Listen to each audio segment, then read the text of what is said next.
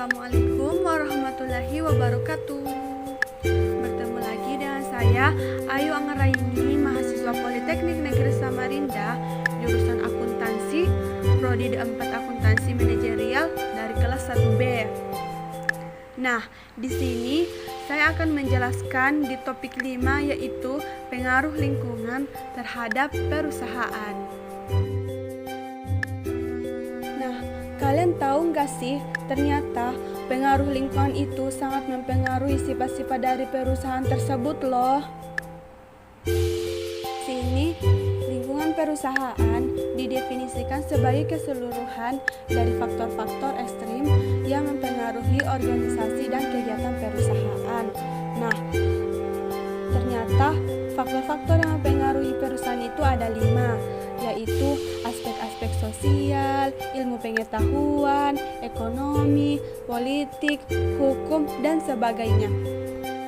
Sekarang kita akan membahas tentang lingkungan perusahaan. Nah, lingkungan perusahaan ini dibagi menjadi 2, yaitu lingkungan umum dan khusus. Adapun faktor-faktor lingkungan umum yang mempengaruhi perusahaan seperti yang pertama itu politik, hukum, perekonomian, kebudayaan, pendidikan, sosiologi, demografi, teknologi, dan yang terakhir itu adalah sumber alam. Nah, di sini kita akan menjelaskan satu persatu dari faktor-faktor lingkungan umum yang mempengaruhi perusahaan, yaitu yang pertama adalah politik. Nah, politik ini meliputi keadaan politik pada umumnya, tingkat pemusatan kekuatan-kekuatan politik, sifat dari organisasi-organisasi politik, sistem partai, dan sebagainya. Yang kedua itu adalah hukum.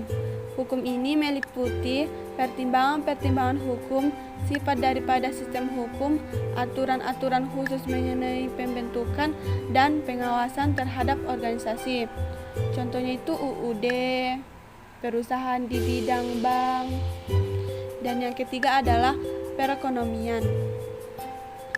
Jenis perekonomian ini seperti pemilikan perusahaan baik oleh pemerintah maupun swasta, sentralisasi atau desentralisasi perencanaan ekonomi, sistem perbankan, kebijaksanaan perpajakan, tingkat investasi, dan sifat konsumsi.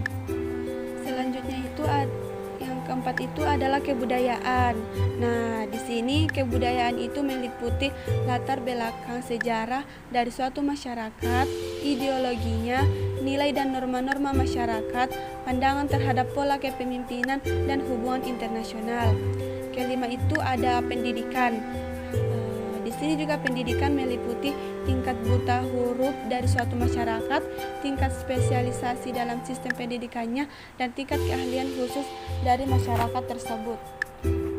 Kita lanjut nomor 6, yaitu sosiologi. Nah, sosiologi ini meliputi struktur golongan yang ada dalam masyarakat, sifat dan perkembangan dari lembaga-lembaga sosial, serta peranan sosial yang terdapat di dalamnya. Nomor 7 itu ada demografi.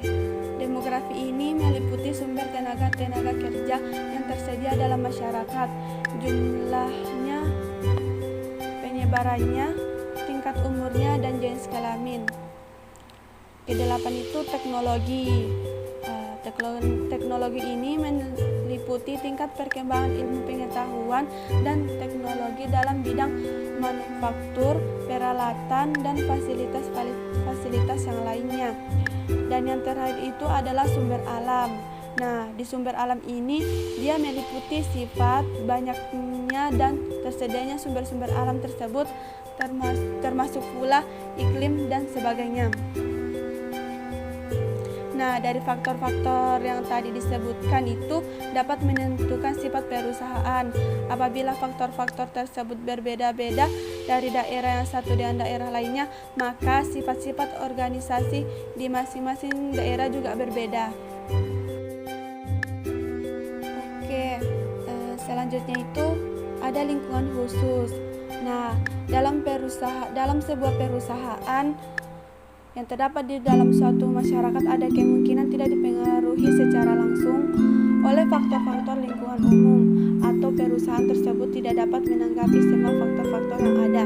Nah, kan di sini faktor-faktor lingkungan yang mempengaruhi perusahaan secara langsung itu berasal dari lingkungan khusus, yaitu kekuatan-kekuatan penting yang lebih khusus dalam pengambilan keputusan dan proses transformasi dalam perusahaan. Adapun faktor-faktor lingkungan khusus yang mempengaruhi perusahaan. Yang pertama itu penyedia. Nah, penyedia ini meliputi bahan mentah, penyediaan alat-alat, dan penyediaan tenaga kerja, atau dengan kata lain mereka ini adalah penyedia faktor-faktor produksi yang selalu dibutuhkan oleh perusahaan. Selanjutnya itu langganan atau konsumen. Nah, langganan ini tidak hanya konsumen saja, tetapi juga semua pribadi, baik yang membeli untuk dijual lagi maupun membeli untuk digunakan bagi keperluan sendiri. Termasuk kelompok langganan ini adalah pedagang perantaraan atau pedagang besar dan pengecer. Yang ketiga itu adalah pesaing atau pengejar uang konsumen. Nah, pesaing ini meliputi perusahaan sejenis atau perusahaan yang menghasilkan barang semacam perusahaan yang membuat barang-barang pengganti atau barang substitusi, dan perusahaan-perusahaan lain yang sama-sama menghendaki uang pembeli. Dan yang keempat itu adalah teknologi. Teknologi ini meliputi perkembangan atau kemajuan dalam proses produksi serta hasil-hasil yang dapat dicapai melalui proses produksi tersebut. Dan yang terakhir itu adalah sosio atau sosial politik. Nah, sosial politik ini meliputi peraturan pemerintah tentang pengawasan terhadap industri, sikap masyarakat terhadap industri dan hasil produksinya, serta hubungan dan perkumpulan-perkumpulan dagang seperti Kadin atau Kamar Dagang dan Industri. Selanjutnya itu adapun faktor-faktor lingkungan nasional yang mempengaruhi perusahaan, yaitu yang pertama adalah pemerintah, yang kedua adalah perekonomian dan perpajakan, dan yang ketiga itu adalah hukum.